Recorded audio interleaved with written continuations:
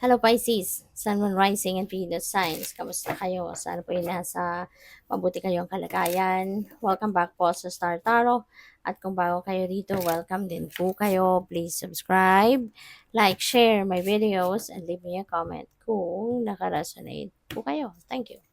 So, we have the Eight of Swords, Two of Cups, and we have the King of Swords. So, yung Eight of Swords, parang walang kalayaan ito, no? Parang walang laya. Maaaring someone is preventing you uh, for being you, 'di ba? Merong nagbabawal, baka merong nag-aano sa inyo, anong tawag dito? Yung iba yung merong nagma-manipulate sa'yo, merong nagdidikta, I mean, merong nagdidikta sa'yo ng kung anong dapat gawin, yung mga ganyan.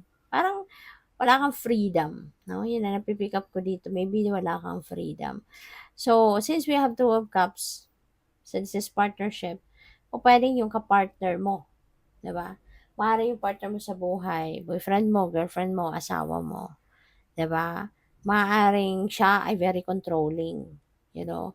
At maaaring ikaw ay, since mahal mo yung tao, kaya po pwedeng sumusunod ka na lang para walang gulo, 'di ba? Pupuwedeng gano'n din ang ganap diyan. So, 'yun. And, may takip ang mata, 'di ba? May takip ang mata, so parang, "Sige na lang, okey na lang na sumunod na lang ako sa'yo." Parang gano'n, parang ayaw mo ng tignan ang totoong sitwasyon mo, para walang gulo, para walang away, 'no? So, ikaw na lang yung talagang nagiging submissive, nagsa-submit ka na lang sa taong ito. Oo, na kung anong gusto niya, okey lang, sige na, gano'n na lang, yung gano'n ba. So, yun, but with the Two of Cups, so for others of you naman, mukhang masaya, 'no, mukhang masaya naman yung relationship. Pupuwedeng bagong love life ito na papasukin ng iba sa inyo if you're still single. Baka merong bagong, relationship, bagong romantic relationship na dadating, papasok, 'no, so puwedeng may gano'n. Possible din Possible din Pisces na ito ay, merong magkarelasyon dito na pupuwedeng sa ngayon magkakaayos na kayo, magkakabati na kayo, something like that, oo. Pupuwedeng meron hindi pagkakaintindihan in the past, pero ngayon magkakaintindihan na, 'di ba? Ngayon parang mag-a-agree na kayo, kumbaga magkakasundo na, mapa-patch up niyo na kung ano man yung hindi ninyo napagkasunduan in the past. So, we have the King of Swords. Ayan. So, there could be someone, na pwedeng mag-a-advise sa inyo. Baka kayo, kung kayo ito, na mina-manipulate na kung sino man, kung kayo ito na parang inuutos-utusan na lang kayo ng person ninyo or ng kung sino man, baka yung parang feeling ninyo siguro nasu-suffocate na din kayo sa sitwasyon, napapagod na rin kayo, puwedeng gano'n at some point. Kaya pupuwedeng makikipag-usap ka dito sa kung sino man ito sa King of Swords, 'no, na baka magpapa-advice ka, "Anong gagawin ko? Anong mas maganda kong gawin?" 'Di ba? Baka isasangguni mo yung inyong sitwasyon dito sa kung sino man ito sa buhay mo, si King of Swords. Kasi gusto mo ng advice, 'no, gusto mo ng advice. So, by the way, maraming salamat for subscribing, and if you haven't subscribed yet, subscribe na kayo, and also maraming salamat for not skipping the ads. Malaking bagay po yan sa akin. Thank you, and also please click the join button sa baba ng video kung gusto po ninyo na mag-join sa membership, okay? So, we have concern, mature woman, baka yung ka-love life mo ito si mature woman, no? So, pwedeng yung jowa mo to. So, yun. Pwedeng jowa mo si mature man, and maaaring malayo ito sa'yo, no? Maaaring geographically apart kayo, mga nasa abroad siya, 'di ba? So, maaari din, tapos may concern. Hmm.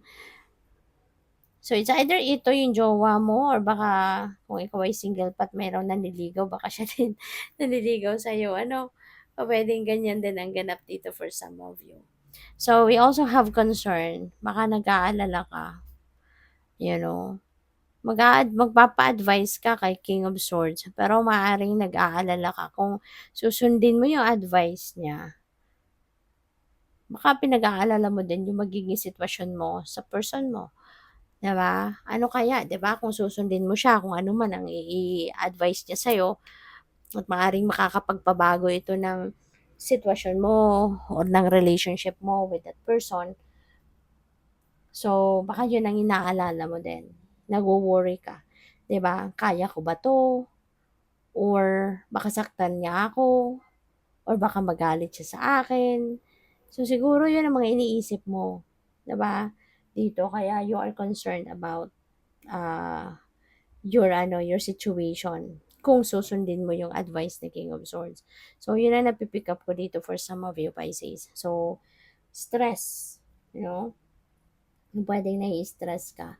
And aside from that, 'di ba, pupuwede kasi na kung ganito na ang iyong sitwasyon tapos pagdating sa trabaho, 'di ba may problema ka din, 'di ba? Or pupuwede rin naman na ibang grupo naman ito ng Pisces, 'di ba? Kasi depende yan sa ating sitwasyon.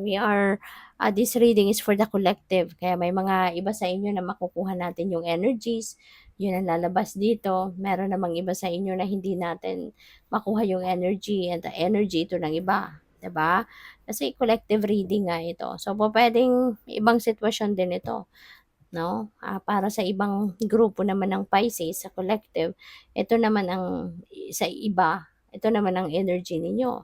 So, in this case naman parang sa trabaho baka nawalan ng trabaho ito, 'di ba? Kaya maaaring nag-a-apply siya, he's feeling despair na kasi walang hiring, eh, 'di ba? So, maaaring marami siyang in-applyan pero hindi siya matanggap kasi walang hiring.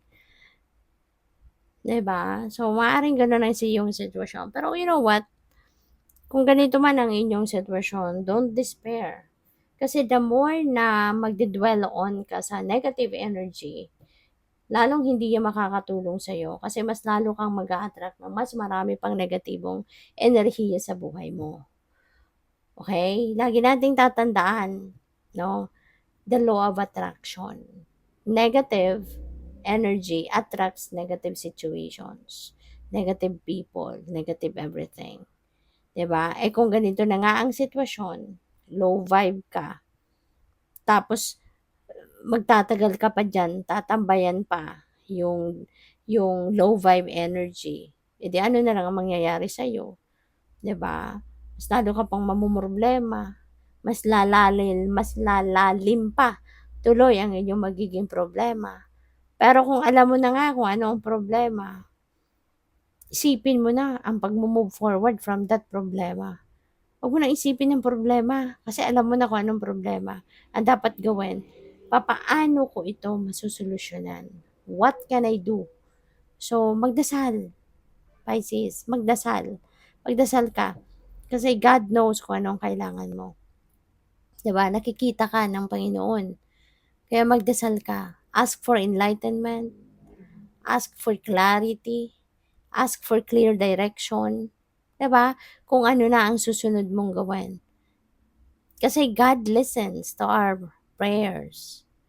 'Di ba? And prayers are powerful.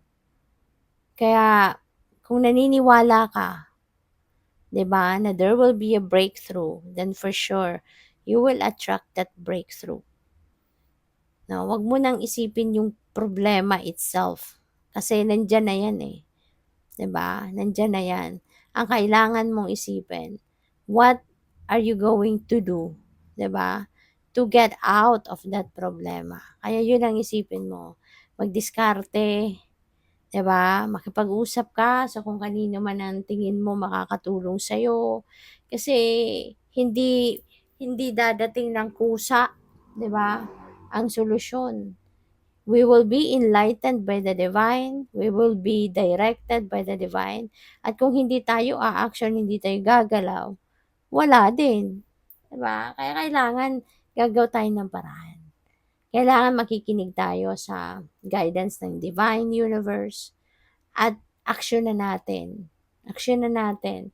Kung kunyari merong pupasok sa isip mo na, si ano, pwede makatulong sa akin. Kasi pupuwedeng mabigyan niya ako ng oportunidad to work, sa kung saan siya nagtatrabaho or sa kung saan kung may negosyo siya, 'di ba? Then puntahan natin, kausapin natin, 'di ba? Kasi hindi naman siya yung lalapit sa inyo, 'di ba? At mag-o-offer ng trabaho sa inyo. Buti kung alam niya, 'di ba, na nangangailangan ka ng trabaho.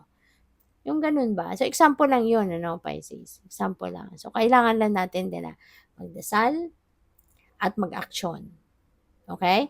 Kasi hindi natin maso-solve ang isang problema kung hindi natin pag-iisipan ang solusyon, kung anong gagawin natin at hindi natin gagawan ng paraan, okey? So, good luck sa'yo. Thank you for watching. Love and light. Namaste.